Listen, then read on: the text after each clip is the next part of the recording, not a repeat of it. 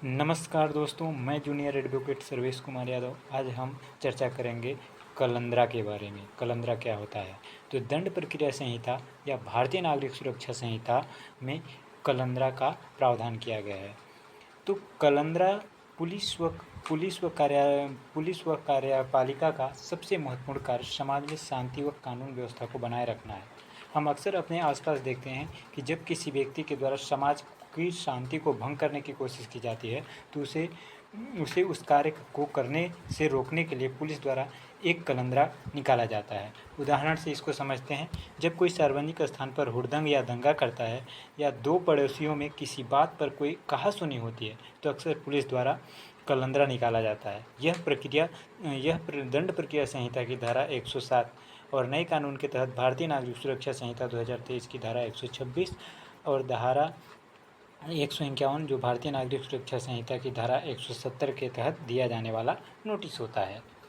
तो भारतीय नागरिक सुरक्षा संहिता 2023 की धारा 126 या आईपीसी की धारा 170, अगर किसी एग्जीक्यूटिव मजिस्ट्रेट को यह जानकारी मिलती है कि कोई व्यक्ति शांति भंग कर सकता है या सार्वजनिक शांति को नुकसान पहुंचा सकता है और उसकी राय में कार्रवाई करने के लिए पर्याप्त आधार है, तो वह ऐसे व्यक्ति को कारण बताओ नोटिस जारी करता है।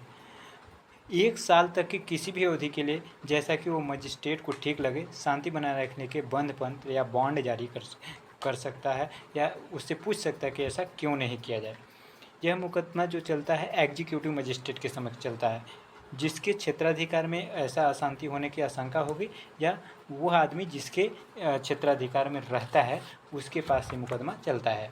तो भारतीय नागरिक सुरक्षा संहिता 2023 की धारा 169 या आईपीसी की धारा 150, प्रत्येक पुलिस अधिकारी जिसे कि संज्ञेय अपराध कॉग्निजेबल ऑफेंस की आशंका की जानकारी प्राप्त होती है तो वह ऐसे जानकारी को उस अधिकारी को देगा जिसके वह अधीनस्थ है या किसी ऐसे अधिकारी को देगा जो ऐसे अपराध का निवारण कर सकता है या संज्ञान ले सकता है।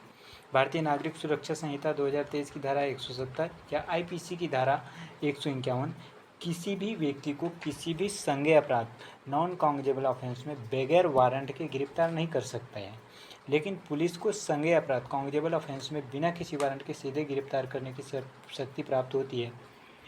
इसी धारा के अंतर्गत पुलिस को यह भी शक्ति प्राप्त होती है कि किसी व्यक्ति को संदेह के आधार पर गिरफ्तार कर सकता है।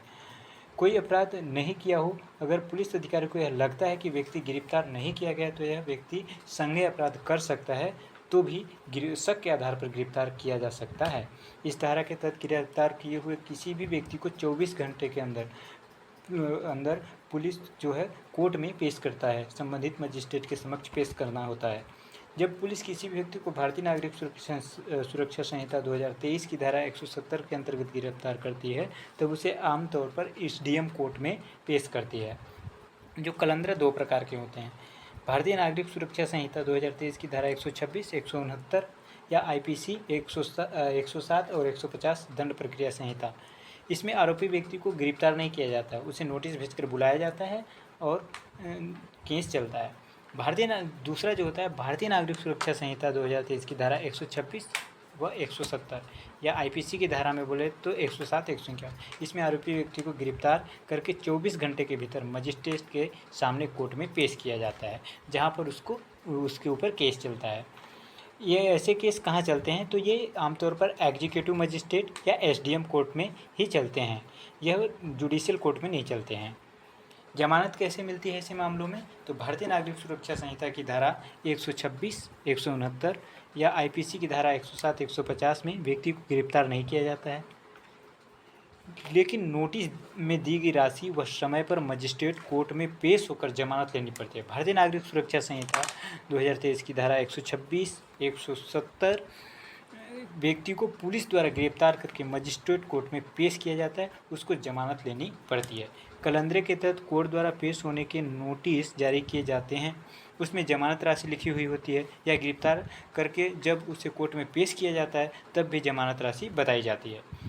ध्यान देने की इस बात यह है, बिल्कुल नहीं है, ध्यान दें कि इसका मतलब यह बिल्कुल नहीं है कि आपको जमानत राशि कोर्ट में जमा करनी है। इसका मतलब बस इतना है कि गिरफ्तार व्यक्ति को बताई गई राशि का एक पर्सनल बॉन्ड भरना होता है और साथ ही जमानत के लिए कोर्ट में एक जमानतदार पेश करना होता है। जमानतदार को भी एक बॉन्ड भरना होता है और जमानत राशि के बराबर या उससे अधिक मूल्य की कोई भी प्रतिभूति या सिक्योरिटी जमा करनी होती है। इसके लिए अक्सर जमानतदार अपने किसी वाहन का पंजीयन प्रमाण पत्र या किसी प्रॉपर्टी का दस्तावेज या अपना किसी बैंक में एफडी जमा किया कर सकता है, या जमानतदार को अपने साथ अपना पासपोर्ट साइज का फ़ोटो और एक पहचान पत्र जैसे कि Aadhaar card, PAN card, voter ID card लेकर जाना चाहिए। इसकी समय सीमा क्या होती है? तो ये मामले आमतौर पर 6 महीने चलते हैं, जिसके बाद बॉन्ड लेकर केस बंद कर दिया जाता है। इस दौरान आरोपी व्यक्ति को कुछ बार तारीख में कोर्ट में बुलाया जाता है। ये केस अधिकतर 1 साल के लिए रखा जाता है।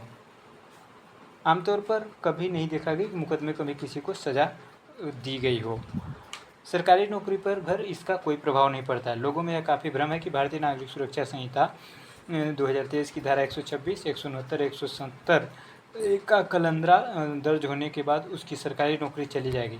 लोगों में यह भी भ्रम है कि ऐसा कलंदरा दर्ज होने के बाद सरकारी नौकरी के लिए आवेदन नहीं किया जा सकता। ये दोनों बातें बिल्कुल गलत हैं। यह कलंदरा अपने आप में कोई अपराध नहीं है, बल्कि अपराध को रोकने की पूर्ण प्रक्रिया है। ये बॉन्ड किसी भी अपराध को रोकने के लिए भरवाए जाते हैं, न कि किसी व्यक्ति द्वारा अपराध किए जाने के बाद। तो इसलिए इस प्रकार के कलंदरों का सरकारी नौकरी पर कोई असर नहीं होता जब तक कि कोई एफआईआर दर्ज न हो जाए। सरकारी नौकरी के लिए आवेदन करते वक्त भी ऐसे कलंदरों का रिकॉर्ड देना जरूरी नहीं होता जब तक कि विशेष तौर पर इंटरव्यू पैनल या उस नौकरी में विशेष तौर पर यह पूछा न गया हो कि आपके खिलाफ